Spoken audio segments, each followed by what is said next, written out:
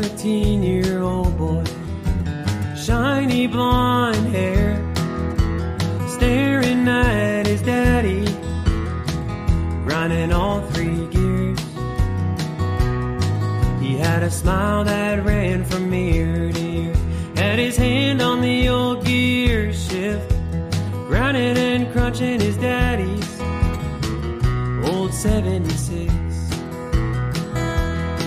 He's got a little bit of rust, but he shines on the hill with its 3-speed 4-barrel shiny old chrome grill. He would get me in a lot of trouble, but he would find a way to get me out. It was my daddy's old pickup truck ripping up old Roy's town.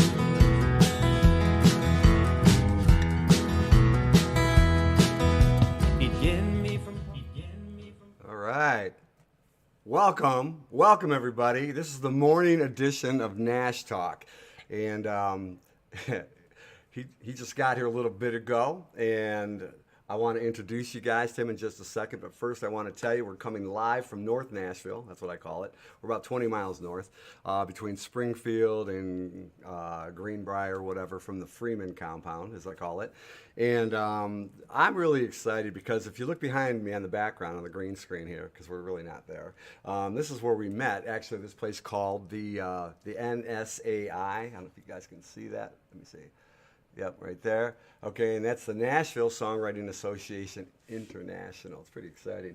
And you know what? I heard him play one time in the, what was the collaboration room? Yep. Well, let me introduce him first. Let me do this the right way. This is Mr. Billy Dutch. Did I say that correctly? Yep, that's it. Because sometimes, you know, they have these French names or whatever. Anyway, so this is a Wednesday morning. It's raining out there. Yesterday it was sunny. I actually had a flat tire going to the NSAI. You know, yeah, you know, and my truck's only got 28,000 miles on it, nice tires, and you know, you hit a nail, what happens, right? So anyway, I didn't get to make it, and he didn't get to make it because you would have been really good because I forgot who was there, but somebody big, I guess, was there and giving feedback to songs. And usually there's a line around this building on this porch right here behind me, and you've been on that porch. Oh yeah. Oh yeah. Many hours. Yeah, many hours. So you know, well, anyway, about was that 2, 3, maybe a month ago or so? I can't even remember because it's every Tuesday I go down there most of the time. And there was a room that was overflow, and it was a really nice room. It actually, I don't know if it's a meeting room for the employees there, the people that work there. But he was playing his guitar, and it was probably about at least a dozen or so people. Some people would kind of come and go because they were waiting to go into the other room. And we were all trying to collaborate with each other and connect, that kind of thing. So it was a really busy night, and he starts playing this song on his guitar. Show him your guitar. Just show him your guitar, would you? This is old Marty. Oh, is that what you call it? Yeah, it's Marty. Marty. Oh, no.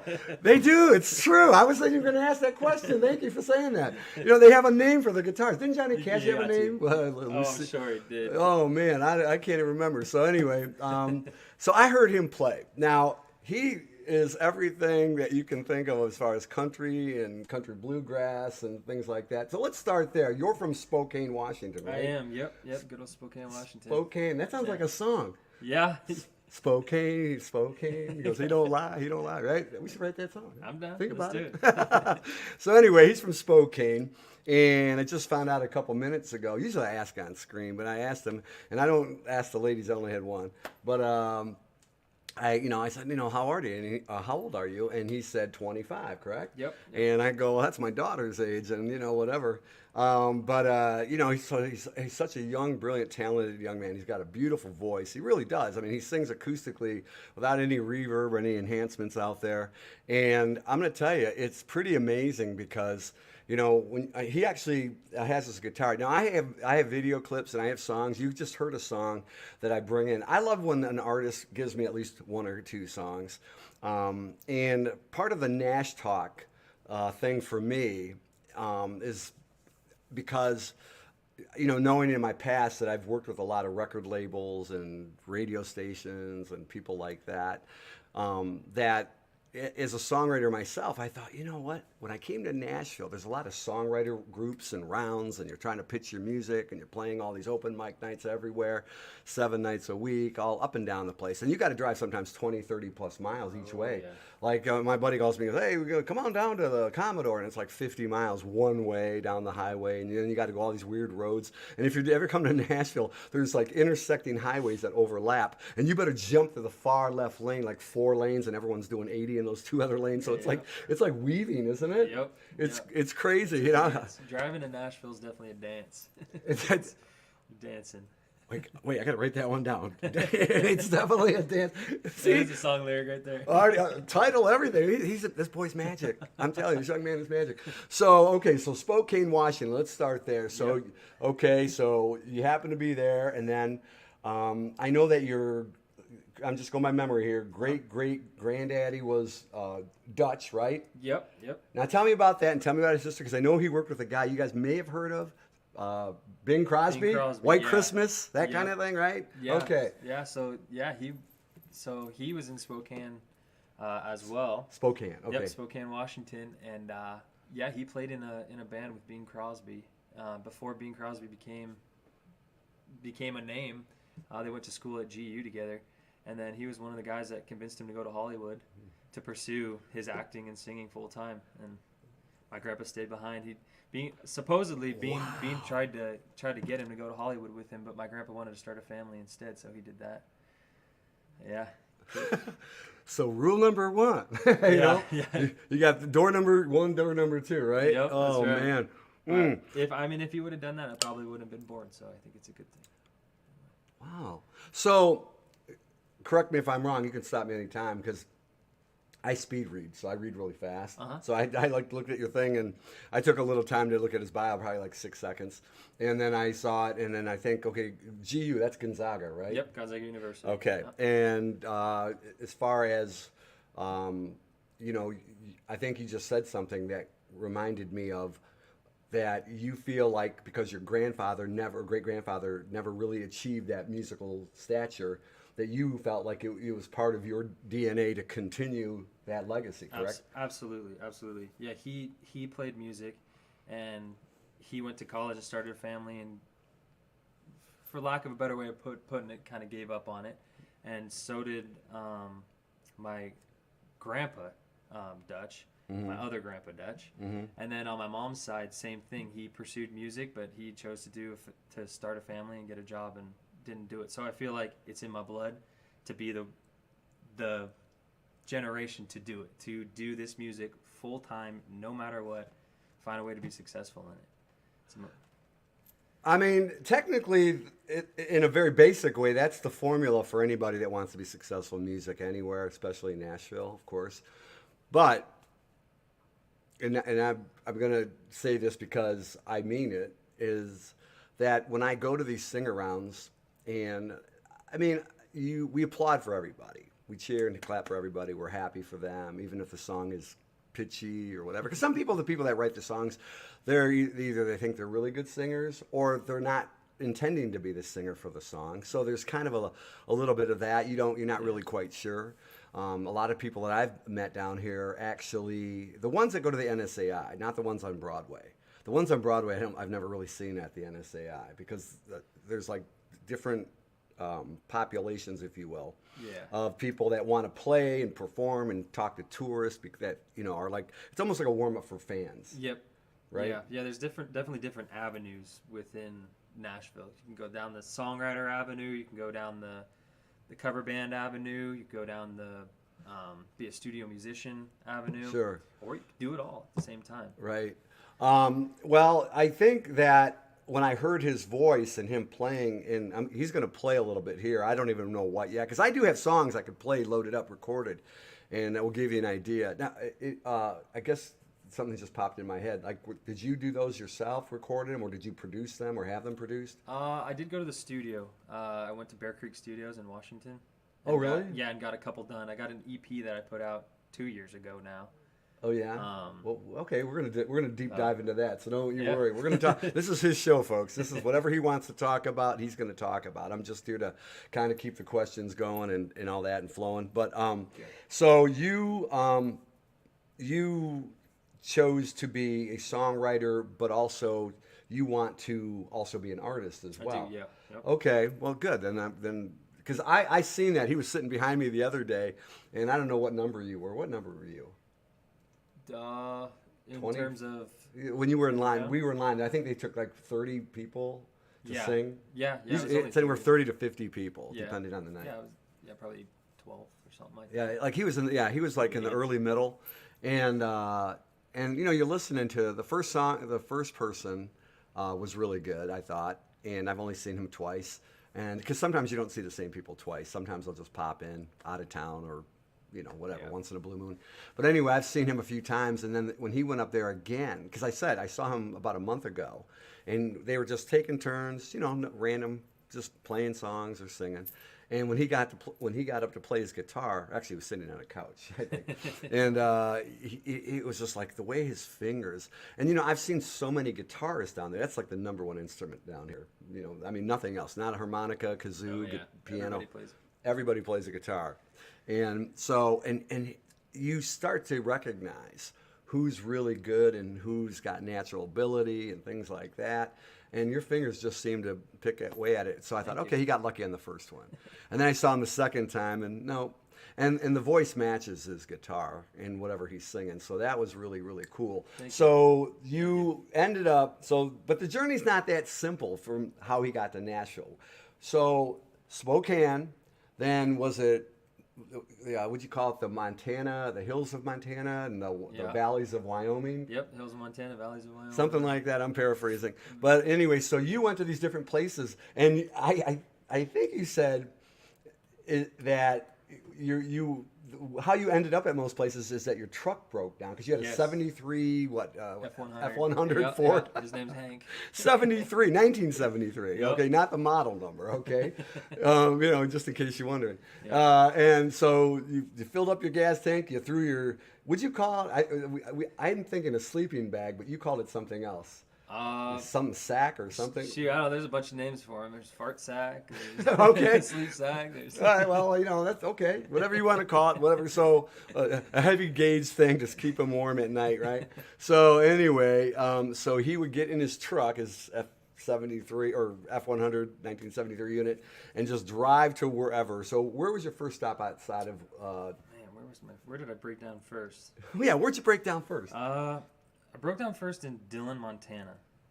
That's where I first broke Dillon, down. Montana. Yep, in Dillon, Montana. It's just a real small town. It's got for the most part, one gas station right off the highway. Uh-huh. And I blew a head gasket, lost all the oil. Oh. So I bought like Makes my flat tire look with like that. what little money I had. I bought like 10 bottles of oil and kept filling up pretty much every exit. Just kept filling it up to get to the next town where I could really fix it up. And so I did that, and then I fixed it up. I got a new gasket in the following town, and then I made it down to Jackson Hole, Wyoming, and I worked for a guy there. That's a real place. Yeah. I've heard people say Jackson Hole. Yeah, I thought Jackson they were... Hole is incredible. It's incredible. Really? Oh yeah, it's a jaw-droppingly beautiful place. I mean, Really? incredible place. Yep. So I found an ad for a farm needing a ranch hand. So I worked for that guy for a week. He said that his buddy needs help down in Colorado. Right. So I went down there and started ranching there instead. Stayed there for a while. Yeah, I don't know. I went. Yeah, all yeah. over the There's no place. straight. If you No. ever look at a map, it's not like that. Yeah. It's like this. Okay, just like Tennessee. Like Yeah. you got to go out of your way to get to one place sometimes. It's true. It's like I don't know how to explain it, but It's true, but yeah. it's not air. That's why I say as the crow flies, Yep. which is point A to point B. But no, this is different. so okay. Let me back up a Yeah. few steps because I thought of another title because I was thinking that I remember that you said, again, stop me when I'm wrong, that you had a breakup. Oh yeah. Now that was back in Spokane, right? Yes, that was back in Spokane. Okay, so so we're backing back up. U-turn. Oh, All right. boy. So Yes. So I thought of the title "Break Up and Breakdown." You know what I mean? Hey, there you go. See? Hey, that's money. We're having magic I'll here, I'm write that telling you, down. right? So if anybody can make hits out of it, I know it's you, man. I mean, I'm serious. I was really excited that you really wanted to do this because Thank you. I'm going to let you, like I said, we're going to let him take some breaks and do a couple songs, or you can sing for 10 seconds or 10 minutes. I don't care, okay? We're here. You know, we got a little late start because he just, showed up. And that's nothing. Hey, listen. I'm good for that too. But because this is recorded, by the way, I just wanted to point that out. So it's not just live because I wasn't sure we were even going to have an audience at 9:30 our time. It's like Eastern. It's 10:30 or whatever. So we got on about 15 minutes past that. But I just want anybody to see this. If you see this later today, tomorrow, next week, next month, in a year, you can actually make a comment or a question or whatever you want, and he's going to see it, or one of us is going to see it. He's a lot younger than me, so he'll probably see it a lot longer. But so this is a live video for you later. Oh, yeah. So if you're on YouTube or Facebook, and we're going to start sharing it with other places, Spotify and all that. I just wanted you to know that. So if you hear him, this is his very first interview, right? Yeah.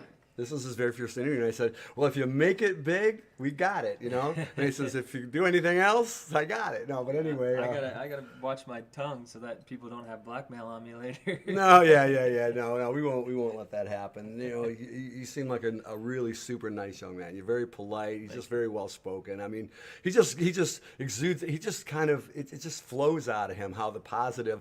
I mean, he was talking about being a ranch hand and going through Miami and Colorado and all these different places. I mean, he's the genuine cowboy, man. You really are. I mean.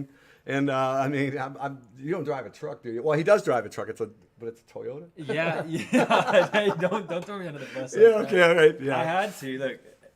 I had to get a Toyota. It's a 4Runner, an older one, but only because going from gig to gig, I gotta sleep. I need somewhere to sleep, and the 4Runner, the seats lay back. Oh, you're So kidding me! I drive like that. I go from gig to swear, gig. I go, look.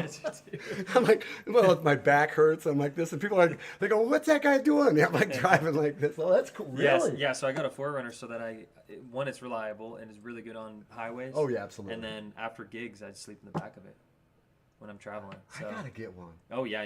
They're good for and they're decently cheap. So. Wow, that's cool. Yeah. So yeah, and I've known people that have owned them, and my ex-wife, and they drive amazing too. Yes, They're just they built do. really well. So okay, Yeah. that's cool. And you deserve it because pouring quarts of oil every I stop. still got that truck too. I still got. Do you Oh, really? yeah, it's in my dad's barn. Cut it out. No, I've been my fixing jaw's it dropped up. 3 times today. I've been fixing it up little by little. When I got a little bit of extra money, I'll fix it up. Yeah. So he still has American, folks. Yes. Think yes, about that. yes. All right, He'll be cool. restored hopefully in the next 10 years.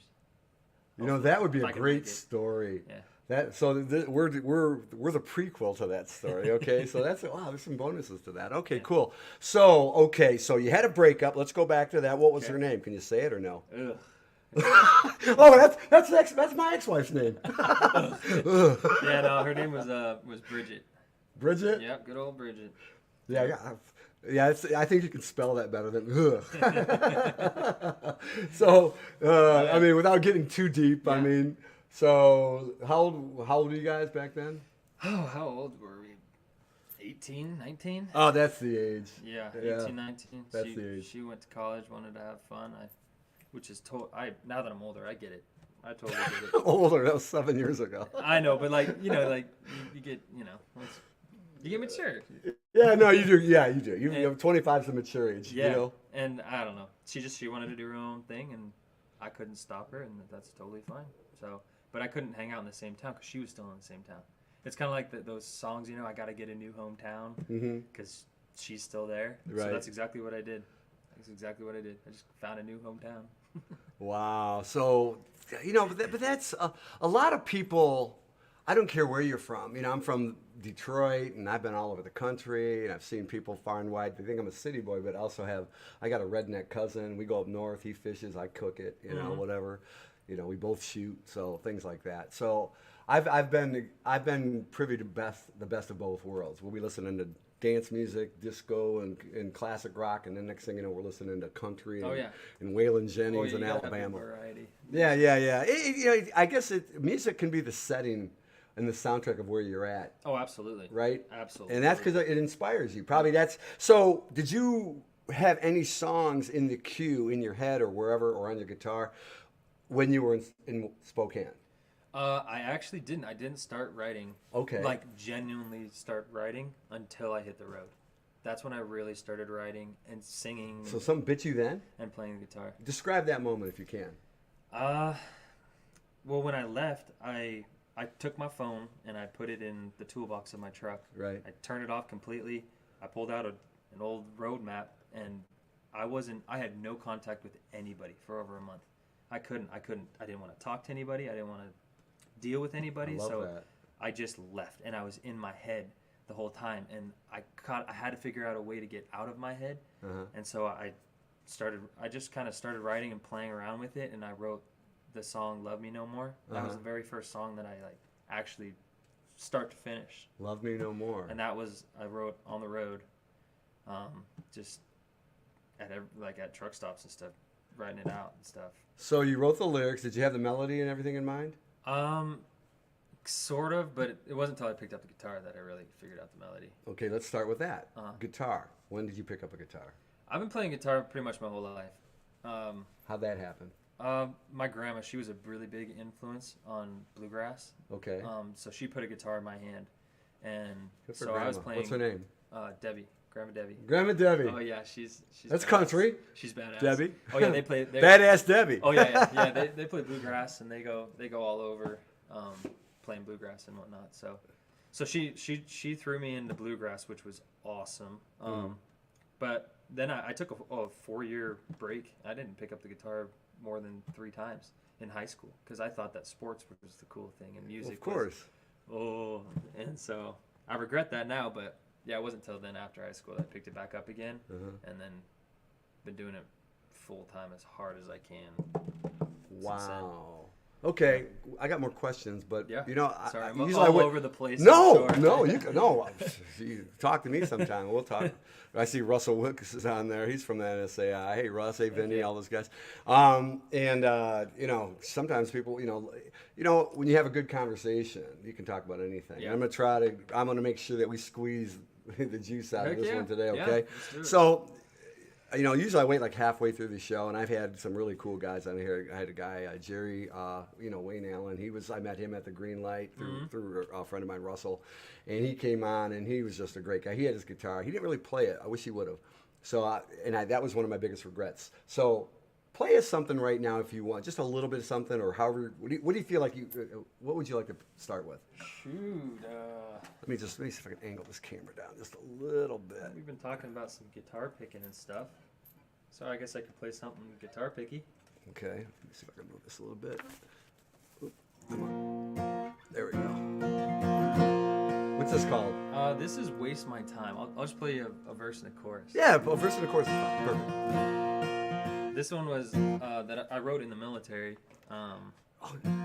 We gotta talk about that. Remind me, military. Go ahead. I wrote it in the military. It was about getting out of the military and wasting my time rather than them wasting all of it. So if that makes sense.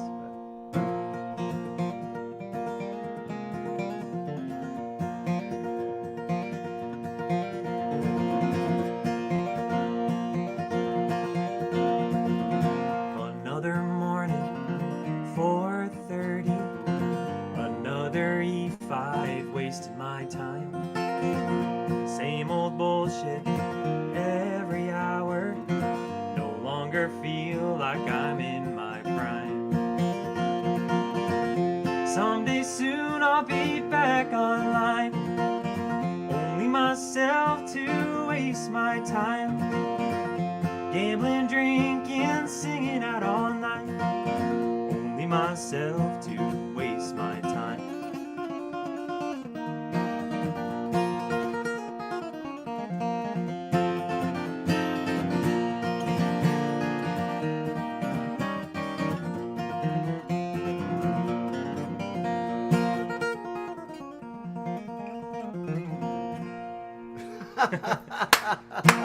I was like, that's great. You see that? You see that? This is crazy. That's awesome. That's awesome. Now, I mean, I remember somebody came up after him, and a lot of people that are down here, and I got to say this again. I'll just say one time, carefully when I describe other songwriters, because I'm not throwing anybody under the bus, regardless of what. But you do juxtapose people. You compare them side by side. In your head as you're thinking about, like, wow, like when I came down here, I wrote a lot of good songs. I thought to myself, but then you hear somebody, and you're going, wow, how did they think of that? You think you thought of everything when you write a song. Oh yeah. Right? You think, yeah. okay, I've there's no more other songs you can write about because I wrote them. I finished the list, right? That's not true. That's not true. Always something. It's always something. I thought when I was a little boy, I thought that. Yeah. If you're a songwriter, you're writing songs all day long. It's crazy that you say that. Yeah, I think I showed you. I was scrolling. I was like, and then and I think the part of Nashville that I was always looking for was that I go, you know what? Because I don't play guitar, and I told him I showed him my keyboards over here, and I said, there's got to be 10,000, good guitarists. Just ask them, right? And I hear some guys playing, and some are pretty good, but I remember when you got on and then you got off your set was it a week ago? Mm-hmm. Yeah, it was a week ago, yeah. And I just remember somebody made a comment right after, and I could tell he was pretty confident. And he goes, my fingers aren't like Billy's. You know what I mean? Oh yeah, that's actually my good buddy Max. Oh, is it really? Yeah. He's a good guy. Is he really? Oh yeah, he's killer at songwriting. Is he really? Yeah. Oh wow. Okay, so I remembered all that. Yeah. And wow, so look at somebody said that was incredible. Thank you, Grace. Yeah, this is the guy right here, man. Appreciate it. And I've got he's got a whole list of songs. Oh, by the way, before we forget, in fact, wait, hold on. Yeah. I got to put a banner up. I hope it works. I was having a little issue, and I never usually do, but let me see. Okay, I think that's good. Okay, there you go. So if you look down beneath on the screen, you'll see it scrolling across, so it repeats. BillyDutch.com, just like it sounds. Billy with 2 L's. Right? Simple name. That should be the name of one of your albums, Billy with 2 L's. Lost Love. Or Ladies Love Them. So anyway, so you were in the military. I was, yes. What part? What branch? I was in the Army. I was a medic in the Army. A medic in the Army? Yep. Wow! Yep, I did just about 5 years active duty. You ever seen that movie, Hacksaw Ridge? Oh, of course. Oh, yeah. Right? Oh, yeah. I saw that movie 6 times. I didn't want to watch the movie. If you ever get a chance, watch a movie called Hacksaw Ridge. And what was the actor's name? He's real popular. My kids liked him. He played Spider-Man, too. Bad when it comes one of the to Spider-Mans, after Tobey Maguire. I forgot. Anyway, real good actor. And anyway, it was about a medic that he wouldn't shoot a gun. He wouldn't shoot, and then there was other actors. One of the guy from Avatar and a few other people, and he went up and he just kept climbing this mountain, and he stayed up there and he kept rescuing people and lowering them by hand. I mean, it was amazing. It's a true story. Watch it. What I say that because I was a first responder, firefighter, and all that, and I know it's not just being like a paramedic or an EMT. When you're a military medic, you actually are the one that goes into the line of fire to go rescue people. You're not shooting at people, you're rescuing them. You're putting morphine and all these other kind of things, stuff like that. I mean, that's amazing. So so now when did you do that? I got out last November, actually. November of 2023. When did you enlist? I enlisted 2019. Okay, 2019. Okay, so that was, what, 4 or 5 years, almost 5 years ago? Yeah, almost 5 years. So, okay, so being 25, you were 21 when you enlisted? Yeah, I was 20. 20? Yeah. Okay, I'm just trying to do the math in my head. Yeah. Luckily I'm good with that. It's weird to try to piece it all together. I try to do it too. Well, no, because it's a bunch of stuff. Since I left home, I have not stopped. I just keep on going and doing something. Right, so and... I just... Yeah. Oh, wait, you got another comment here. Let me see. It just popped up. Andrew Garfield, thank you very much for that. From a fellow newbie in the art of songwriting, I may ask, how does one... Here, let me put that on the screen. That's a good question. See, we can make questions. Heck yeah. What is it? Her name's Grace. How does one truly get over that writer's block?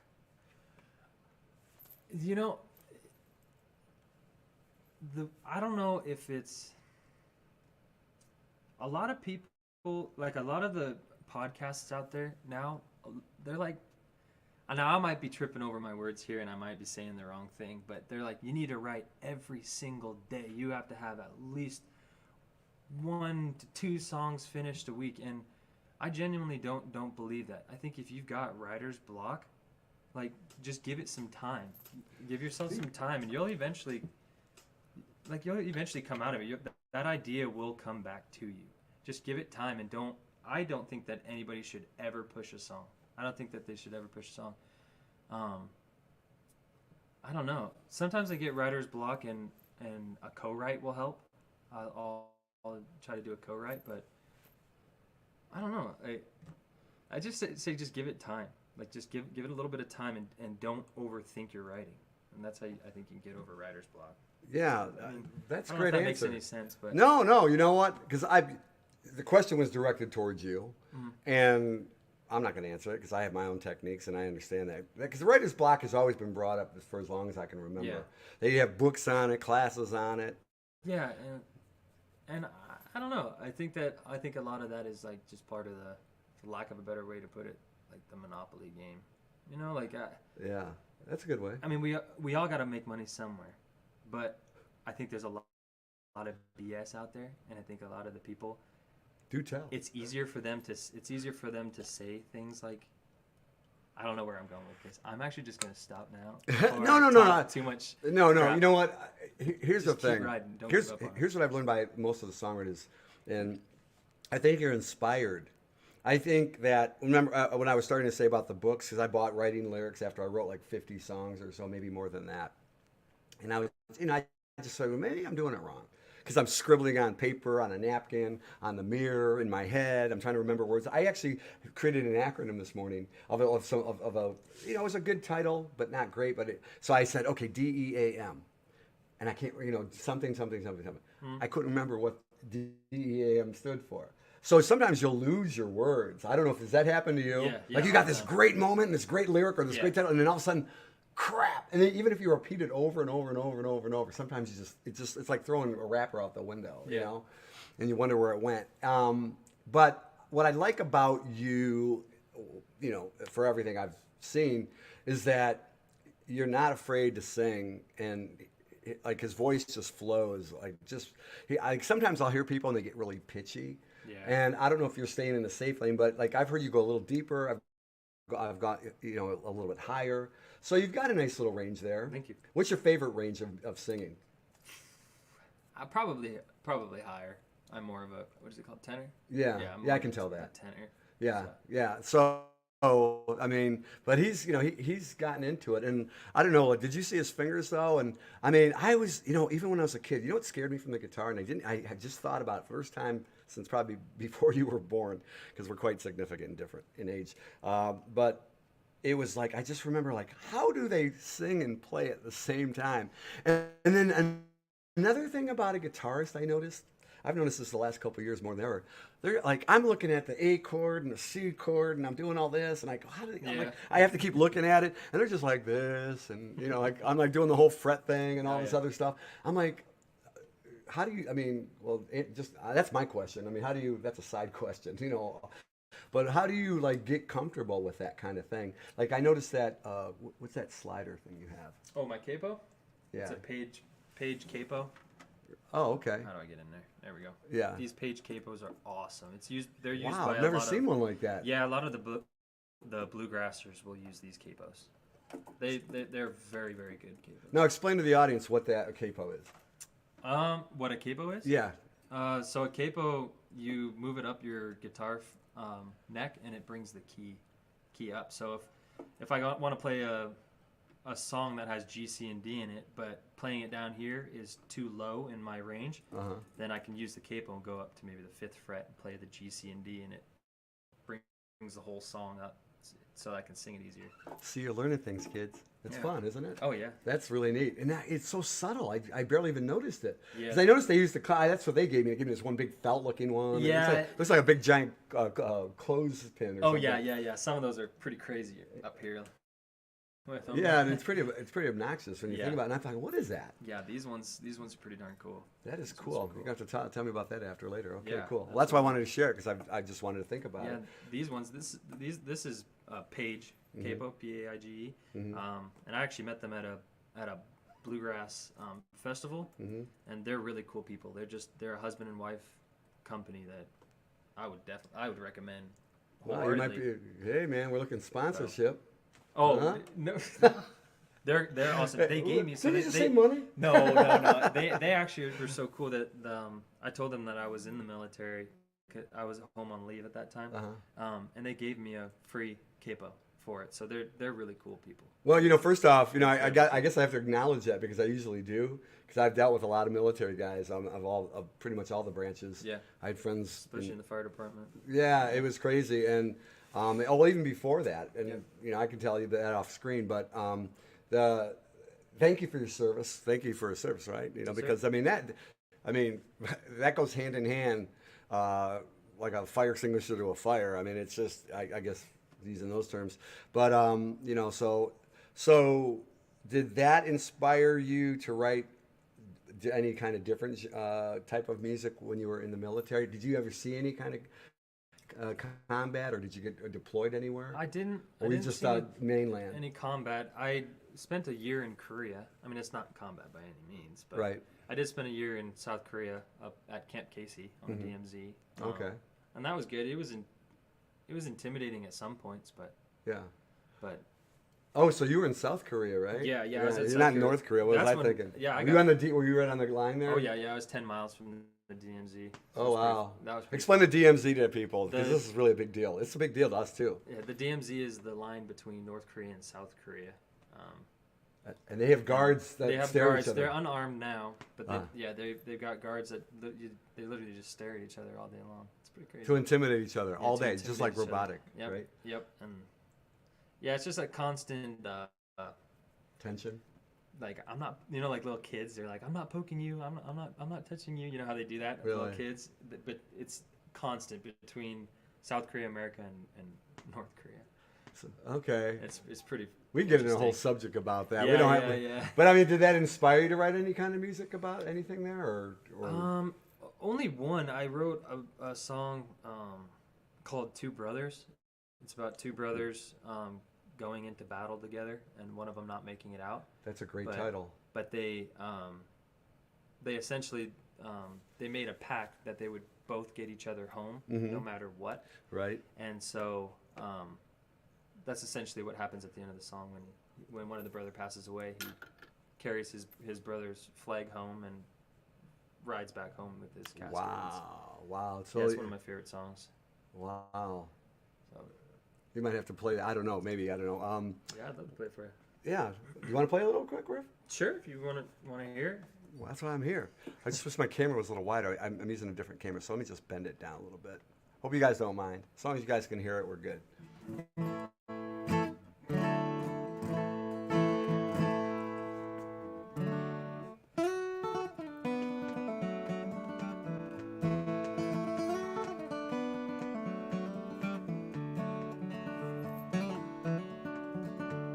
Two brothers, one's the oldest, one's the youngest to fight. Called the fight in battle back in 1945. Say goodbye on the porch, Mom puts a cross on their head. Looks at the older brother and says, you better take care of him. But little did she know the boys were stronger than the wolves. Made a pact that they would get each other home.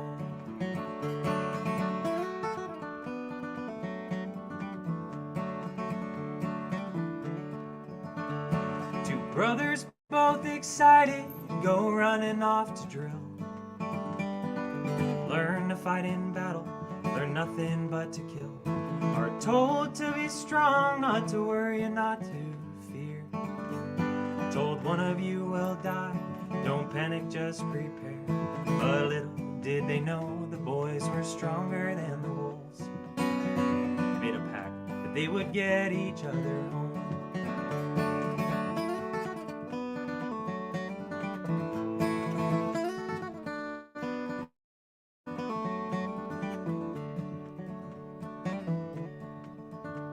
The bullets went flying, one hits the ground.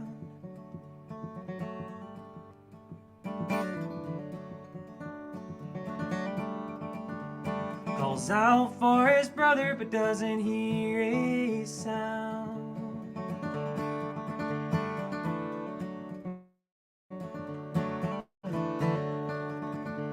Now he's sitting in the plane carrying his brother's flag. But he's not sitting alone, 'cause he made a pact to get his brother home.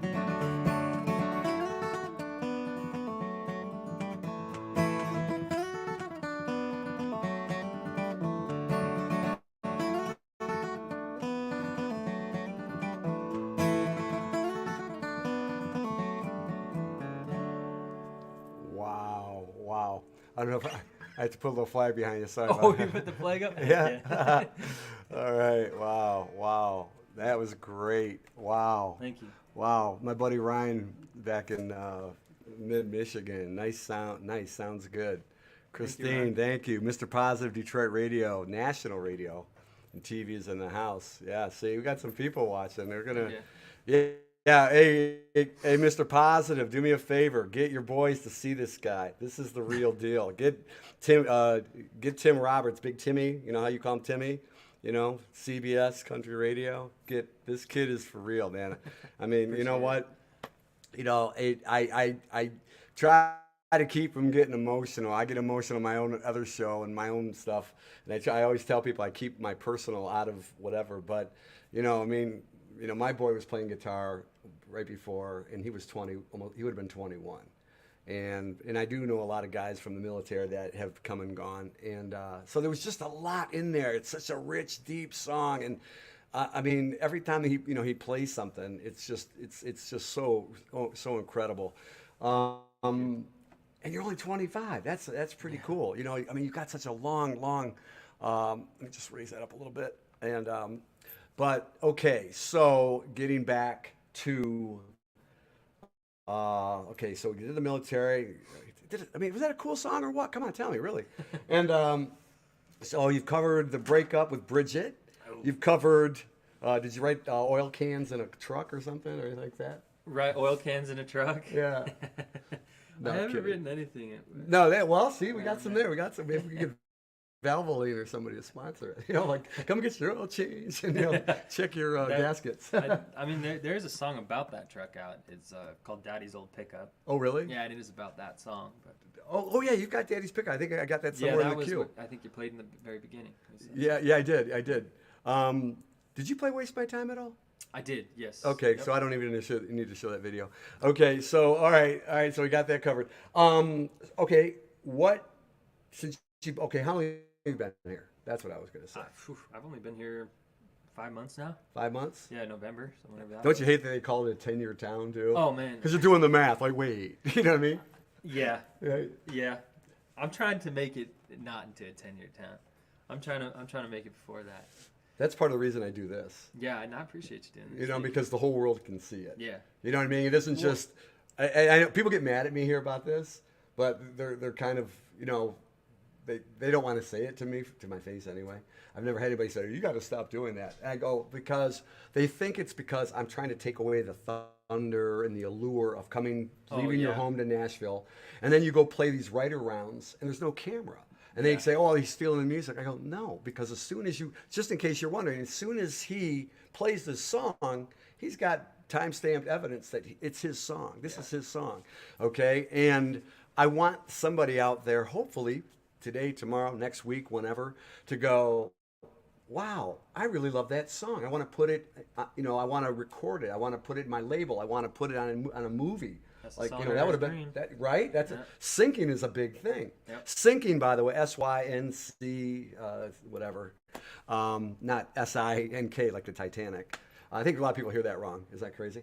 But what that means, it's a popular term. It's been around forever. But more so now than ever because of the music industry, it's hard for musicians to make money. They spend more time. Think about it. Whether this guitar was given to him or they got guitars that are 10 grand or higher, right? And they spend a lot of time and effort as a singer, a songwriter, a guitarist, all the above. And then by the time they get here, they have this thought in their head, I'm going to be the next big thing. I've got something to add to and contribute. And hopefully somebody discovers me. And hopefully I get the Morgan Wallen money or somewhere in between, right? Yeah. And, you know, and I see night after night when they're playing at these songwriter rounds, I go, it's like a tree in the woods kind of thing. Yeah. I mean, right? It's like, okay, we were at the green light that night. Yeah. And I'm thinking to myself, I go, why aren't they showing Billy Dutch on the stage? Why aren't they saying, if, by the way, this is him, you can call him, go to billydutch.com. That's what the magic is about. Because even if I showed you to the entire world, number one, and I tell this to everybody, is that, if you're good enough, hopefully they find you. Yeah. I'm just trying to make it bigger and better for you. And the other thing is, if you're not good enough, regardless of what I think or you think, well, then at least we tried everything. Right. And we got to every avenue. Yep. It's like punching a hole in the walls of these songwriter places or and say, hey, I put a window right there, put a window right here, and then just say the whole world can see it at the same time, and maybe somebody will discover you. Yeah. And bring you in and make you money and pay for your truck, I mean, yeah. and a case of oil. Yeah, I mean, I think I've just recently hit a turning point where I realized how, well, it's not necessarily unrealistic, but I kind of see it as unrealistic. And rather than waiting for them to come to me, it's like, dude, pull up your bootstraps and get to work. You either make it work yourself or you go find them. Because I think that it's considered a 10-year town because, well, one, you got to meet people. And it takes a long time to meet people. Absolutely. But also because I think that a lot of the people, they wait for somebody to come to them rather than them putting in the work and genuinely making it work for themselves. And I think I think the really successful ones are the ones that totally forget about fame and money and Capitol Records signing you, and are the ones that are just like, I really like writing songs. I really love playing guitar, and I like doing both of those live and going and doing it as much as you can and with as many people as possible. Mm-hmm. Kind of like a Chris Stapleton. Like that's what he did. He just was like, I'm just gonna do what I love. I don't really give a damn about the money. I know it ain't gonna make money right now, so right. Just want to do it. Well, but in fairness, the only thing I think is that, I mean, once you've made 6, 7 plus figures, and your bank account is low, you're not having to think about how to survive. I think yes, you can do that. I also think that you can go back and really try to help people. Like, you know what? Like, go out of your way to go. I think that, and this is going to probably get me shot in Nashville, because you're right. There's a lot of charms and allures and perks of being in Nashville, the camaraderie, the social, but there's also a lot of communal tribes too. Hey, you got to go over there. What kind of guitar? That's not a Fender. Yeah. You know what I mean? Yeah, or something. Or how come you don't have a cowboy hat? Why do you got a truck driver hat? You know what I mean? It's just there's little. I've seen it. The clicks. Yeah. And that's everywhere, right? Okay, but I think that the mission for some people, like me, I came down here to find. See that pile right there? That's since I was a kid in high school. Mm-hmm. All the songs I wrote. Oh, nice. You know what I mean? And that doesn't include what's on my phone and on these computers, right? Yeah, So I figured I'd come down here and it would be an easy thing to do. So, but because, I see a young man like you that's really super talented, that's really got a great story behind you. And I didn't even know the story when I approached you. I didn't know any of your background, none of it. And when I read it, I'm going, okay, I get it now. Because, you have to go through the rivers of life. And, he got in his truck and he's pouring oil. He just broke up with Bridget. His great-great-granddaddy helped Bing Crosby and didn't go, but he started a family, gave up his dream. And, Dutch, and then now here we got Billy Dutch, and he's trying to create and keep the legacy going. That's a great story, plus the talent on your fingers and in your voice and those lyrics. I mean, you came up with all those yourself like that. Yeah. And, and it's amazing. He's remembering the chords and the notes and everything while he's the verses. I know I'm good at certain things, but that I'm not good at, and that's why I'm just elated to have you here. And then you did the military. So how did you start? So you're writing and playing. What made you decide to get into the military? I'm just going back again. 2 steps forward, 1 step back. Yeah, no, I hit a dead end where I was done. I was rodeoing and cowboying, and I got to You hear that, Chad? I got to a point where I was I don't know. I just was done with it. I didn't want to do it. I needed something else. And I'd always thought about the military. Well, my dumbass decided to walk into a recruiting office. Yeah, and then and they of course promised me money, and I was like, oh, I'm poor, so that sounds pretty good. They give you a cash up front bonus kind of thing? I didn't even get a bonus. Really? I didn't even get a bonus. But they offered me the world, and I was Pay like, for your "Dude, school? You know what? Some food and cash Some sounds food. sounds a lot better than They should what do I'm that down doing- here. What I'm doing right now, so I signed the dotted line. I wouldn't regret it by any means. No, I mean, you I probably needed get, it. you probably get a lot of needed VA benefits too, don't you? A little bit? I'm actually I'm using the GI Bill right now to go to school. So, Okay, okay. Yeah, so, right, yeah. right. So that helped me. That helped a ton. Wow, But, so... yeah. Okay, wait. You said something. This is Yeah. something. My brain. I don't know how it works, but yeah, I won't remember what I asked you, but I remember what you say. Mm-hmm. And you just said something because my buddy I live with, he's from Texas, Mm-hmm. and if you when you walk in, you'll see that he was one of those 8-second guys, Luke Perry, that kind of thing on the rodeo. Oh yeah. And his dad talked him out of it. Like he said, I'm not paying for you or anything, or I don't remember the whole story, Oh, yeah. but he forced him to not do it because he didn't want his son to get hurt. Yeah. And so let's go to the rodeo Okay. because there's a lot of songs. In fact, probably the first country song I played in a bar on a 45 was called the rodeo song. Yeah. Don't get it, you probably heard it. Oh, yeah. I can't repeat the lyrics. Well, I could actually, and we're not censored, but I'm trying to keep it clean, especially with this young man here. So you did the rodeo thing. So this is before the Army, right? Yep. Or the military, right? Yeah, Was it the Army? Right before. Yeah. I went Okay, to the- Army medic. Okay. So you go to the rodeo. What got you into the rodeo? Was that in Spokane? No. That was in Colorado. That was in Meeker, Colorado. Okay. Yeah. So I had already left home. I was on the road for a while. Okay. Because Wyoming and 2 Montana. years, Wait, 2 was years. Montana after Colorado? No, it's Montana, Wyoming, Colorado. Okay. All right. That's what I was thinking. Okay. Yeah, because it's all up here, and then Yeah, you dipped. and I Okay. dipped down. Into the snow country. But- Well, actually, it's 10,000 feet, Yeah. isn't it? Yeah. There's some spots up there. One of the ranches I worked at was I think 11. It was- 11,000 Yeah. above sea level. Above yeah, sea way- level. way- it Yeah, I was- lived in it's up Albuquerque. there. We had to cook different. Yeah. You have to add an extra egg or something. I can't Yeah, and a remember. carbureted truck doesn't run well at 10,000 feet. You gotta adjust. See? So that's pretty cool. All right. Well, let's see. Let me think here. So you got into the rodeo in Colorado, right? Yeah. I didn't. I mean, I wasn't like all good and whatnot. I just. But go no, to- okay, that doesn't just- matter. I would Just you go to tried it the- out. I yeah. never did it. I went to the. Wouldn't even think about I doing needed it. to make a little bit of extra money, and I heard through a couple of my buddies that Mm-hmm. Meeker had a rodeo every Thursday, Mm-hmm. and you'd pay $20 and you could ride, and if you win, you get that pot, and so I'd do that every Thursday, and then it eventually turned into then I'd travel down to Rifle, Colorado a little bit and ride in their rodeos, and so I did bulls and broncs, just the rough stock, just trying to make a little bit of extra money to Well, obviously it didn't work because you had to join the military, right? It didn't. Yeah, it didn't work too well. Yeah, I pulled my groin, and after I pulled my groin real bad, I decided this is what the hell am I doing? I don't know if there's a song in the groin pull thing. Ryan would probably play it. He'd probably have it at his karaoke show in Midland. But anyway, groin pull. Wow. Yeah. So groin pull got you into the military. I guess you could put it that way. Yeah. There's a song there somewhere, man. I don't know. Maybe just a, Yeah, you can put it that way. Yeah, groin pull got me. What was I going to say? Okay. So, you went to the rodeo, got into the military, you got out of the military. Uh-huh. Okay, that was not too long ago. Yep. So where did you end up when you were?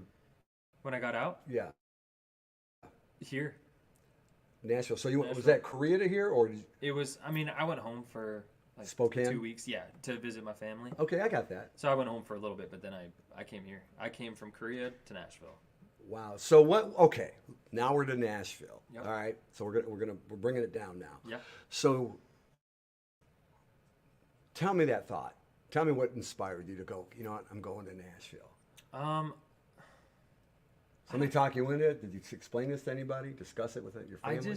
I've always lived my life where I think to myself, before I make a big decision, I think in 10 years will I regret not doing this?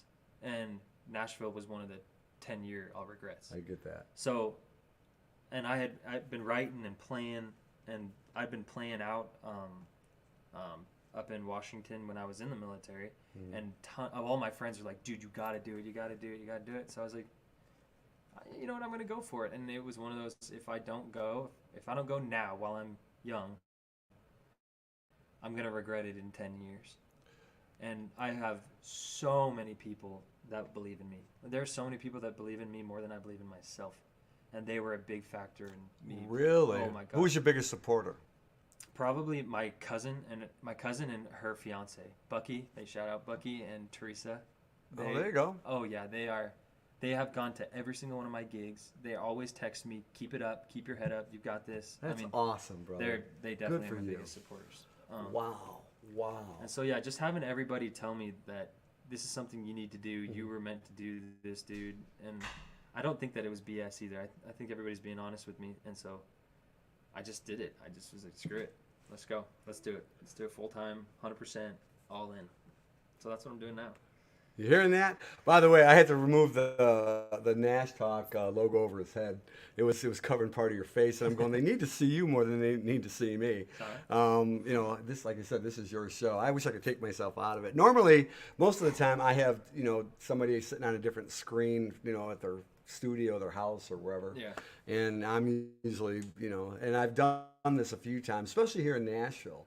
I did a couple really cool. I got lucky. I got some of the guys from the Hippies and the Cowboys, which is probably one of the best bands in all of Broadway.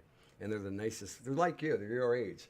I don't know. It's the 30 and 40 year olds that I'm not sure what's going on with them. They're like the early to mid 30s to, I should say the mid 30s to like the late 40s. There's something. I hate to say that because there's probably people going, "What's he talking about?"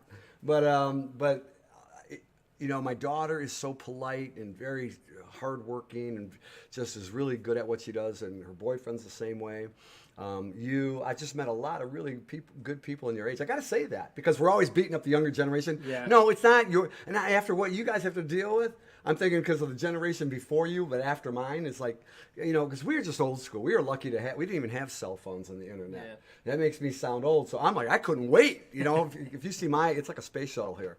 I mean, I've got a whole studio. I don't even need Nashville pretty much, but getting back to the Nashville aspect of it, and you were so right because you got to have people that support you and love you and push you. And that's a hard thing to find because most people are like, I didn't have that. I went through a lot of different sequences, and I had people like were going, how old are you? And what are you going to do? And there's 8 million people a day that are going to Nashville. Yeah. And I said, well, if there's a will, there's a way. That's right. You're never too old to pursue your dreams. I know that sounds so cheesy and like a crappy tattoo, but you're never too old to pursue your dreams. Yeah, and look at it. I mean, just the fact that I'm sitting here, and he's young enough to be my son easily. And I love that he's also, he's like, what do you call it when, we're all the same group. I'm lacking words here. When we all have the same common goal. Yeah. So we're all on the same level, the same page, so to speak. And I think that's really, really cool. Let's say 2, 3, 5 years from now, or less, I hope it's less. Yeah. But looking back, because they always say, do you have a 5-year plan? Right. And in a 10-year town, so you get 2 chances at that, right? If you do the math, but nobody really wants to. And I've heard people say to me that have actually written hit songs. They go, "Yeah, I came here and they said 10-year town," and I go, "I was going to make it in half that time," and that's 15 years later that my song finally hit. Yeah. But having that said, what would you think looking back, not just on this, but like, what would your goal? What do you want your goal to be 5 years from now? Where do you see yourself 5 years from now? Hopefully. I don't know where I see myself, but I know where I'd like to see myself. And that would be, obviously it'd be pretty nice to be on a tour bus, riding around with all my buddies, playing music for everybody. I would love to do that. But I also see in 5 years, a family. I do see myself starting a family by then, maybe having at least one kid by then. But you're the total package, dude. You really are. You really are. If my daughter wasn't taken, I would have probably said, because my daughter didn't date all the way through high school and college. Yeah. You know what I mean? And she's a model and everything. And I go, because they all looked at me and I go, what? Mr. Huh? You know, but you're one of those guys. I'm like, absolutely. You're just a charming young man. So I mean, look at you've been at rodeo. You've been, all what do you call it? You worked on the ranches. Yeah, ranch hand. Ranch hand. That's what I was looking for. I knew there was a word hand in there. I'm just trying to think what came before that word. And ranch hand. You got the medic thing going on, and now you're here in Nashville. So, what things have you really found that you connected to here in Nashville, besides the Songwriting Association? What am I connected to? And by the way, I'm not a spokesperson for that. Yeah, no. NSAI has been a really good spot. In terms okay, of, then I'm a spokesperson. in terms of helping me meet people, because I would never have met you. I would never have met 3 people that are my favorite co-writers if I didn't do that. So that for sure. And then I also, through a songwriter, I met Pat Lassiter, and he has taken me under his wing. And he is such a cool dude. He played bass for Tracy Lawrence, and he's been in Nashville, or he's been doing the music scene since he was 17, playing music his whole life. And I don't know, I found you meet really cool people here. So I found going to his studio and whatnot to be really, really cool too. What studio? I don't think he's got a name for it. It's his own little home studio. Oh, okay. Yeah, like mine. Yeah. Okay. Yeah. Mine's called the Ultimate Nashville Studio. No, I'm kidding. Just in case. No. So hey, we can record together. No. But anyway, okay. So the Nashville Songwriting Association, your friends that you've met. Has there been any place that you've played in particular more than once that you really enjoyed? It's really hard to play out here, like get gigs without management. But there's a ton of open mics which are cool. You did the Bluebird. So I got to do the Bluebird, 2 weeks ago, which was incredible. I had it on film somewhere. I had it. I couldn't. I think I downloaded it, but I'm not sure. What was the song that you did? I played "Dirty Hands," my song "Dirty Hands." Well, since I don't have the video, you're going to probably play that in a second. Yeah, I'd love to play it. I'm actually going to put it out, if not next month, in the following. Real quick, because we've been on exactly an hour. Now I'm on your watch because I know you got school at 12:30. I do, yeah. How far are you from there? I got to give myself an hour to get there. Okay, an hour. So let's see, 12:30. Okay, so want to do like another 10 more minutes? Yeah, that's okay. Okay, cool. I'm just I'll go as long as you want. No, that works. I'm here. I'm not going nowhere. But anyway, okay. I'm just looking out for you. Yeah, appreciate it. That's what I do. I look out for people. Thank you. And because you did mention that, I just want to be aware of what you got to do here. So, okay, so the Bluebird. Tell me about the Bluebird Cafe. Now, just in case you're wondering, some of you know, some of you don't. They got stories on it, Netflix everywhere. I've met a lot of famous people. That was one of the reasons I came back here. And it's a little tiny place in a strip mall, like 3-4 miles off the beaten path. Yep. It's not even downtown. It's not even downtown. It looks like a little strip mall. The place can only hold about 90 people. There's a laundry right next to it. The parking lot probably holds maybe 20 cars. Yep. And then I think it's worse because they built a skyscraper right next to it. Yep. And I haven't been there since the summer. Yeah. But I remember flying my drone over it, so I got a lot of cool shots. Yeah. And that was like this 20. How tall is that building? Oh, I don't know. It's pretty tall though. And it takes away the mystique. It's like this little thing off this, real nice road. There's 2 lanes or 4 lanes on one side, 4 lanes on another. I think there's an island in between the road. Yep. And anyway, but you get there, and if you're lucky, you might get a parking spot in the bank next door. And but there's a line every night, and they go see the mostly famous songwriters that have written for a lot of major artists. Taylor Swift got her start there. Keith Urban, Garth Brooks. The list goes on and on. Look it up, Bluebird Cafe. As a matter of fact, I got this little Bluebird right here. Yep. Look at it right here. See, a friend of mine got me this because I took her there one time.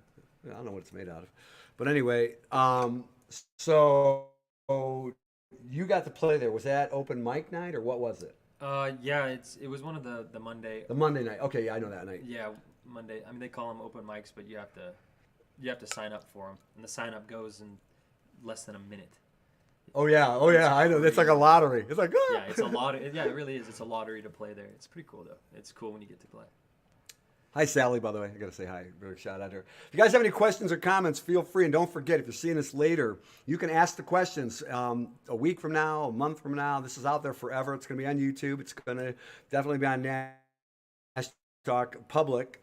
So it's publicly, even if you're not on Nash Talk or on Facebook or don't have a Facebook account, yes, you can come see it. Okay. Again, it's on YouTube, public, so come and see it. We're going to add it to different formats: Twitch, LinkedIn, Snapchat.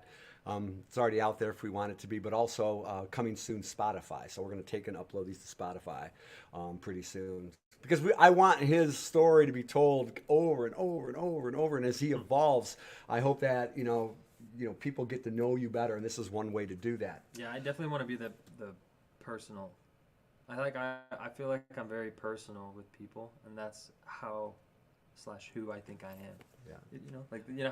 How people have artist profiles or whatever. Sure. I hope like I'm the personal one. I want to talk with everybody. Garth Anybody Brooks and does that on everybody. this too, by the way. Oh, really? He's got a Garth page, and then you'll see 3,000 people pop up. Yes, on his yeah, I thing. would love to do that. And and I'd of love to course, do that. but a lot of them ask for free concerts to show up to his house and Oh, yeah. things like that. Poor Garth. But anyway, I was like, no, kids, you gotta slow down. Slow down. Just ask him questions. Buy his T-shirt. Go to his new club downtown, Friends in Low Places. Yep. Right. Yep. I can see that of you.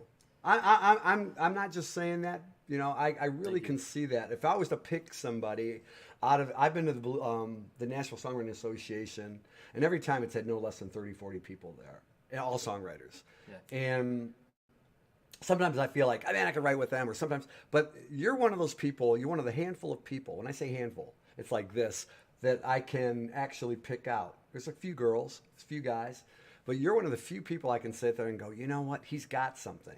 And I'm not 100% into country, but you make me like it. Well, thank you. It's like, I remember my brother told me, he goes, I didn't want to go see Bruce Springsteen.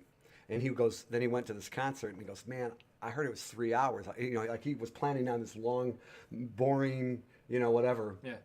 And he said it was such an experience, he bought all the albums. And I think that, that's the ticket you look for. You look for somebody's life that you can go, wow, it's interesting. He can relate to me. They can relate to me. Something like that. You're very relatable.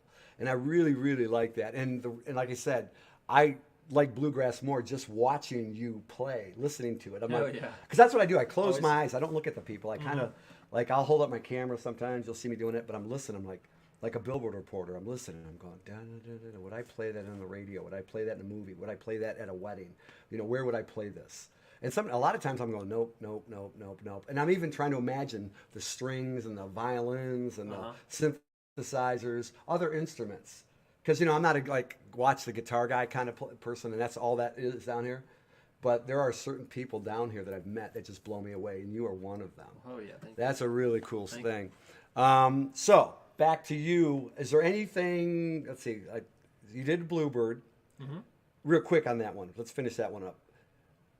What was your feeling when you were there? I'm sure the place was packed. Yes, it was packed. There were people lined up around the corner. I can't believe it, I man. can't believe that either.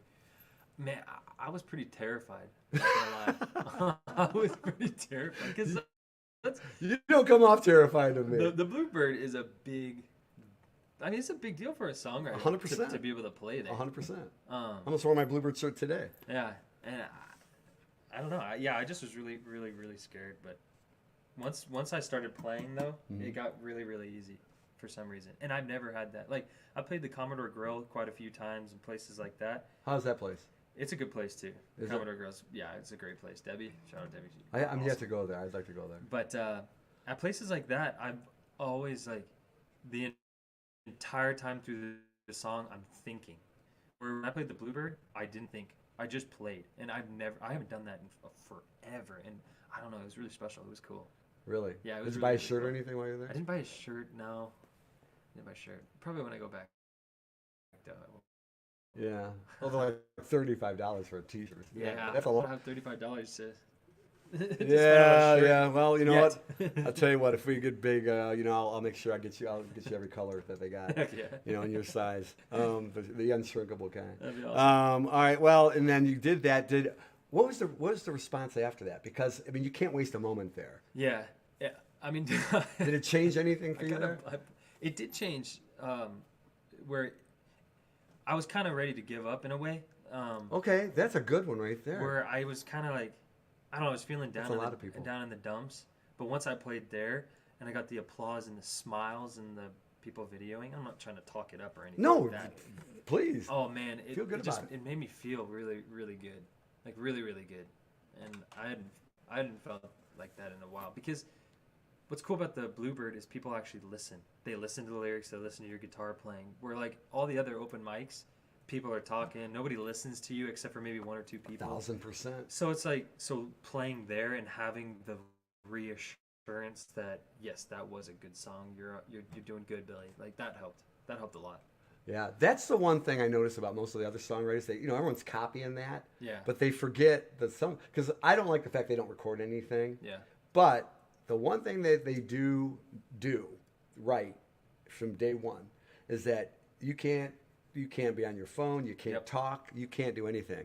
You have to listen and watch, and they can ask you to leave. They don't even care what you pay because not in most of the time. Monday might have been, but I don't. But most of the time, if you're there, you have to watch it. And I've been to these other songwriter rounds, like even when I'm posting on Nash Talk, different places, even the Commodore, I'll hear people talking in the background, and I'm like, who's talking? Yeah. Who's talking? I want to hear that person sing. Yeah. So that's really cool because they're zoned in on you 100%. They are. Wow. It's a pretty incredible feeling. Is that the Holy Grail? So far. Yeah, so far. Yeah, so far. Yeah. Wow, that's really cool. So, what if you were to have the next 6 months? Since you've been here less than 6 now, right? Mm-hmm.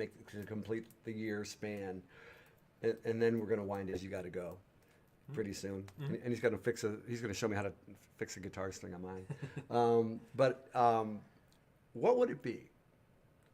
My next 6. I know that you want to have a months? tour bus in 5 years or less. Realistically. Realistically. I would like at least 1,000 streams on the song that I'm going to put out here. 1,000, 1 million. I mean, I would love 1 million, but big. I know, like big goals, yes, but if I get 1,000, I'll be like, hell yeah, maybe 2,000. Right, times 10, brother. Times 10. So I would love 1,000 streams. Also, it would be cool if I could start making progress with, like, I would love to get signed to a publishing company or something like that. Right. I would love to do that. Maybe find some management. That would help a lot. Hear that out there? Yeah, that would be awesome. But yeah, that kind of thing. And I want to play. I want to play out as much as I can under my own name. Like I want to go play at breweries and places like that, in Nashville, around Nashville, all that stuff. Real quick, I just popped in my head. Sidebar again is about you have a new album out called Roy.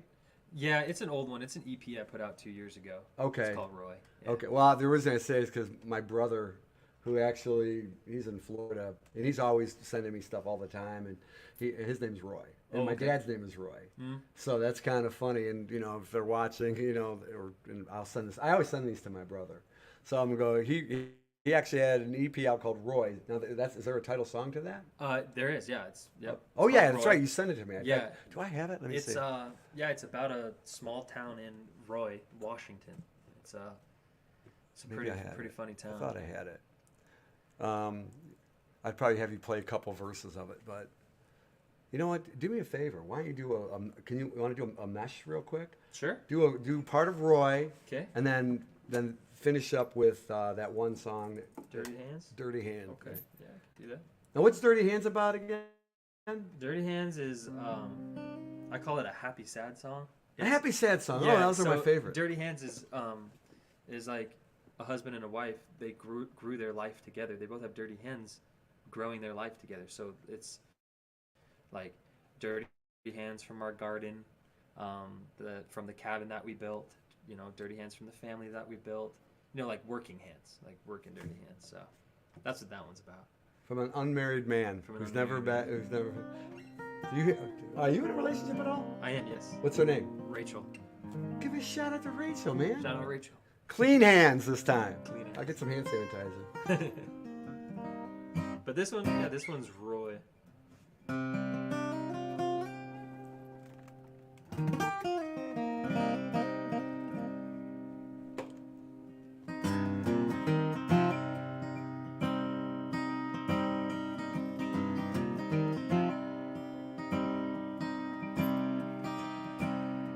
He's a young young guitar player searching for room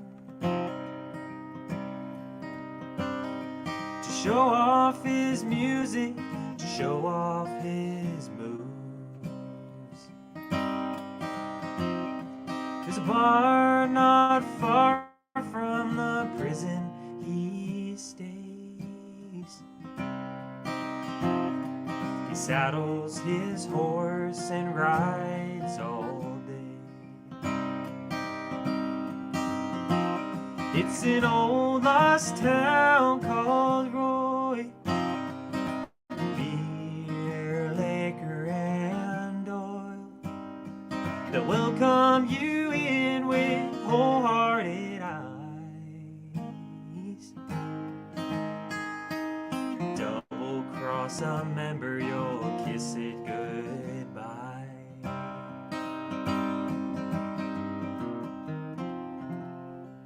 Sweet. That's just a little clip of it. Do me a favor, slide over a little bit more. I want to get you more in the center here. I'd be. There you go. Yeah, because I want them to see you more. Just thinking about that. Let me think. Oh. So yeah, that one's All right. All right, and then this is gonna be Dirty Hands. This one's Dirty Hands.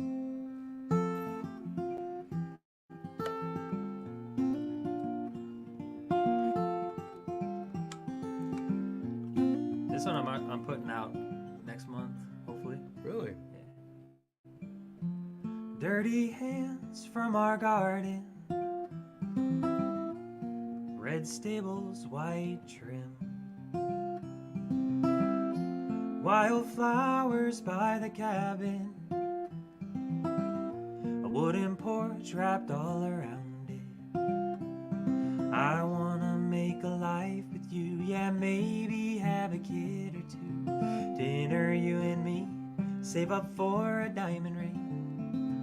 Add a dog or cat, yeah, I like the sounds of that.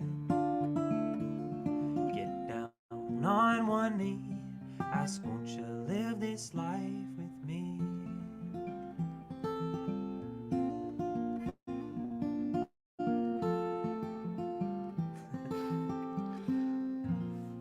That's a wedding song, bro. Yeah, That's a wedding song, man. If you get to the ending, well, Oh, I think you played this. I did play it once, and it got a lot of people crying.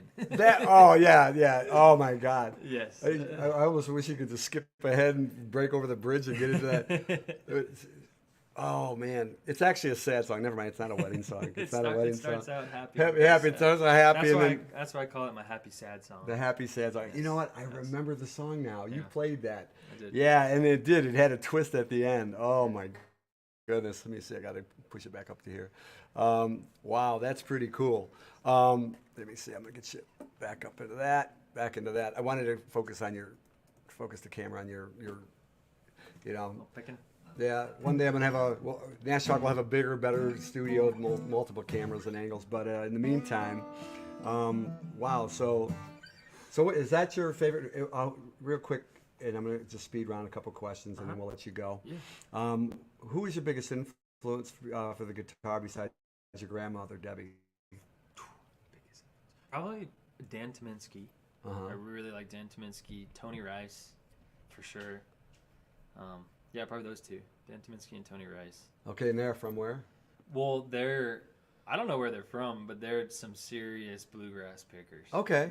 They're pretty popular in the bluegrass world. That's where I was going. I mean, Yeah. I didn't know. I meant like, what were they, with a particular band or something like that? Dan Tyminski, he did a song for or by, no, it was for, I think, Avicii, or Avicii took it. So that was cool. And he also did the "Oh Brother, Where Art Thou," "Man of Constant Sorrow." Oh, really? That's his tune. Wow, that's crazy. Yeah. So him. And the modern day, I mean, they are modern. Well, Tony Rice isn't, but Billy Strings. I get a lot of inspiration from Billy Strings too. Nice. You know who you reminded me of? I wanted to say this real quick, and I almost said it to you the other night, and I forgot about it, and I just got reminded. There was this artist years ago. I think he's still alive. Don McLean. He did Sounds American Pie. Bye bye. Yeah. And he did the Starry Yeah. Night and all that about Van Gogh. I think it was Van Gogh. Yeah. And you have that I don't know. That's probably one of the longest songs. It ranges in one of the That's a most good popular, tune. like, when I say long, I think it's like 20 minutes, the song or something. But it was a huge song. Take my Chevy to the left. Oh yeah, that's a good tune. Yeah. So you kind of have that vibe going on that as well. Because I always listen to certain people and they go, they remind when you can be compared to or reminded of if you can remind or be reminded of someone that you used to know or like that was really big in the music industry. That's a It's a big huge compliment. compliment. Yeah, Absolutely. I believe that. Absolutely. Let's see. I'm gonna go see if I got my comp. Wait, here we are. Whoop. Oh, there we go. I remember that song also. Okay. So that might be Russell. Somebody was probably at there. In fact, it was in this building that he sang that song. Right, probably on the other side of this wall, actually, because the door is right behind me, and if you make the right, that room right behind us, right over here, or I'm sorry, right over here is that's where I heard you sing it. That's where I first saw you. Yeah. And I was like, man, this kid is good. I'm like, and I don't even like that music. No, I'm just kidding. What can you do now? Well, yeah, I'm a fan. That's why you're here. We're turning people back to bluegrass. Yeah, no, bluegrass, country, Americana. It's who does it and how. Yeah. You know what I mean? Absolutely. And it was like you did all that for me, and I could have just fell asleep listening to it. I was just like, oh, he's so good. And then when I heard you the second time, I was like, because I saw you were sitting behind me last week, and I go, okay. And we were cool. We exchanged pleasantries and, hey, what's up? And then you went up there, and the first thing I did when you sat down was I think I fist bumped you. Yeah, you did. Yeah, I'm like, yeah, that was good, dude. That was really good. So I was really happy. Now, so to your future kids, what would you say to them right now? What would I say to them? They're going to see Dad. They're going to, that's what Dad looked like Damn. when he was 25? Oh, man. The biggest thing I think is, one, don't give up. Might be a little cliche, crappy tattoo, but do not give up. And you don't have to have it all figured out. You don't. I think we live in a world where we're expected to have it figured out by 20, 25, then 30, 35. You don't have to have it figured out. That's what I would have to say. I'm way older than that, and I don't even have it figured out, man. So It's okay. Wow. Well, I don't even know anything else to ask you. Is there anything that I've left out? I mean, we covered the albums. Anything coming out real quick, and then we're going to let you go? Or Yep. I've got 3 tunes that are going to come out for sure in the next 3 to 5 months. Okay. Definitely one next month is coming out. So Okay. yeah, if you Can't wait. be looking for that. Put that on Nash Talk when you get it. Just put Yeah. a click on there, because the other day I posted a song I used to like a long time. I got teased for playing. It was called "Pour Some Sugar on Me." They go, "How come you still playing this song? It came out 2 years ago." This was years ago. And next thing you know, I posted another interview. Guy that's actually really good at Howard Stern, and he had Def Leppard on, and I posted the interview, and it's just a 2-minute video, and Rick Savage, the original bass player, the original member. There's only 2 left, the lead singer and him, and he liked it. So he saw it on Nash Talk. That's pretty cool. That is cool. So, you never know who's watching. It's true. And, if anything else, man, I wish you a lot of success. I got in trouble for saying this the other day. A lot of luck. Thank you. That's, it's not an insult. Nope. And, Nope. a lot of love, Yes. from your friends, your family, your future, whoever, Thank you. What's her name again? Rachel. Rachel. Yep. Rachel. Anything about that? Little Give it sparks? Rachel. Oh yeah, there's sparks for sure. Really? Yeah. Wow. So we're gonna hear a song about that. It's coming up. I've got it. Yeah, there's one out there actually right now on that EP. About her? Yeah, it's called Forbidden Love. I think I've got that. Yeah. Wait, hold on. I got it. Wait, we'll play that on the way out. We'll play on the way out. Play that one? Can I play that? Sure. Okay, I think I've got it. Hold on, let me see. Well, anybody else? Thank you for coming by. I hope and if you ever want to come back on, even for a minute, or even if you want to do a little video thing and say, hey, I'm going to be playing at the Commodore here, whatever. Absolutely. Or I got a new song coming out. Or hey, what's this stuff? Yeah. It's it's a communal thing. That's what it's about. Okay, I've got my own personal page. Don't look at it. I think we became friends. So Yep. be careful what you see there. It's a whole different animal. Okay, it's like a grizzly bear, and then this is like a fluffy, happy. Yeah, there you go. All right, well, man, I'm so glad you did this today, man. Thank you Me very too. much, man. Yeah, I appreciate you. Thank Chris. you, Thanks man. Thanks for doing this. This And, is badass. I appreciate it. yeah, well, I just love your guitar. Thanks, man. He's even got a military. Is that a military guitar? Yeah, that's my USA guitar strap. All American boy right here. All American. All American. Look at that. Good for you, man. Good for you. I hope the NSAI appreciates the background. I did it anyway. I would have done it anyway. It was either that or the Batman building or something like that. Okay. Well, enjoy your Wednesday, right? Yes. Today's Wednesday. Yep, Wednesday. And then just make it happen. Make magic. What would you say? Don't give up. Never give up. Don't quit. Keep going. Don't have it figured out. Good words, words to live by. Yep. And that's all I have, brother. Heck yeah. Well, I appreciate you, Chris. Thank you, man. man. Thank you. All right. Well, we're going to send you off with this song. Let me find it here, and you'll just see the background. All right, here, we'll start playing it right now. Have a great night. Great day. Thanks for coming by next time. I like this. Didn't think it would happen. Didn't know it was God's plan. Oh, but He placed you in the palm of my hand. You're not just what I want. You're everything I need. Forever make our love strong. You are all I see. Although we have to hide our love, their wrath I do not fear. 'Cause all that they can do doesn't change the way I feel about you. Running, hiding from them makes me feel young again, like a pair of teens from high school, hiding from her parents. I'll always fight for you. I'll protect you with my life. But promise me one thing, you'll only lay with me at